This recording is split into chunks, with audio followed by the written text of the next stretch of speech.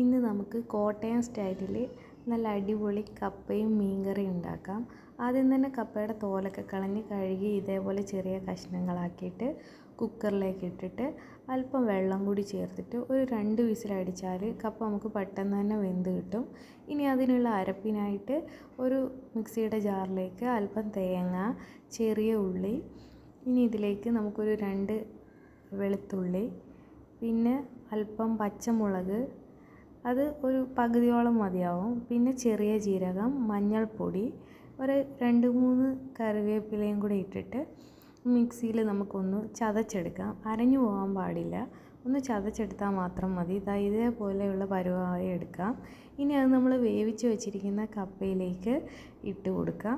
ഇട്ട് കൊടുത്തിട്ട് ഒരു കട്ടിയുള്ള തവിയോ എന്തെങ്കിലും വെച്ചിട്ട് നന്നായി ഒന്ന് യോജിപ്പിച്ച് കുഴച്ച് അതിനെ നമുക്ക് കുഴച്ചെടുക്കാം. പിന്നെ ഇതിലേക്ക് ഒരല്പം വെള്ളം കൂടി ചേർക്കുന്നത് നല്ലതായിരിക്കും. അങ്ങനെ തീയിൽ വെച്ചിട്ട് തന്നെ വേണം ഇങ്ങനെ നമ്മൾ കുഴച്ച് എടുക്കാൻ വേണ്ടിയിട്ട്. ഞാനൊരു തവിയാണ് ഉപയോഗിച്ചിട്ടുള്ളത്, നിങ്ങൾക്ക് എന്ത് വേണമെങ്കിലും ഉപയോഗിക്കാം.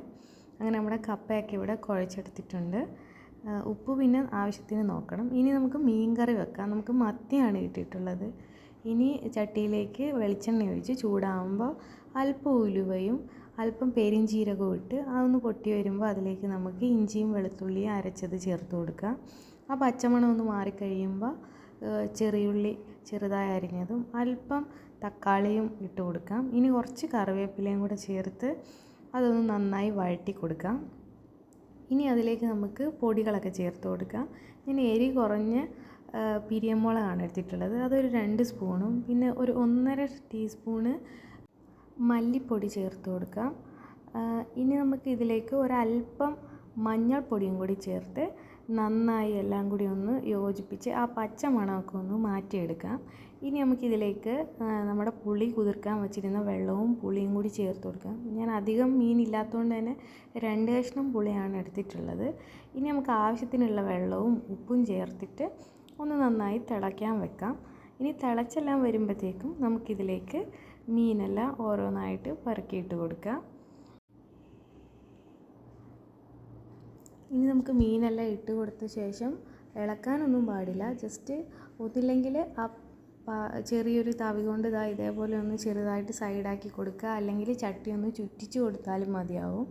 ഇനി നമ്മുടെ കറിയൊക്കെ വെന്ത് വരുമ്പോഴത്തേക്കും നമുക്ക് കുറച്ച് കറിവേപ്പിലയും കൂടി ഇട്ട് കൊടുക്കാം. അങ്ങനെ നമ്മുടെ കപ്പയൊക്കെ റെഡിയായി, കറി റെഡി ആയിട്ടുണ്ട്. എളുപ്പത്തിൽ തന്നെ നമുക്ക് ഉണ്ടാക്കാൻ പറ്റുന്ന ഒരു അടിപൊളി മത്തിക്കറിയുടെ റെസിപ്പിയാണിത് കേട്ടോ. അപ്പോൾ എല്ലാവരും ഇതൊന്ന് ട്രൈ ചെയ്ത് നോക്കണം. ഞാൻ പിന്നെ മത്തീൻ്റെ കൂടെ കുറച്ച് സാലഡ് ഉണ്ടാക്കിയിട്ടുണ്ടായിരുന്നു. വീട്ടിൽ ഗസ്റ്റൊക്കെ വന്നാൽ തന്നെ നമുക്ക് പെട്ടെന്ന് ഉണ്ടാക്കാൻ പറ്റുന്നൊരു റെസിപ്പിയാണ്. അപ്പോൾ വീഡിയോ ഇഷ്ടമായെങ്കിൽ ലൈക്ക് ചെയ്യാനും ഷെയർ ചെയ്യാനും സബ്സ്ക്രൈബ് ചെയ്യാനും ഒന്നും മറക്കല്ലേ.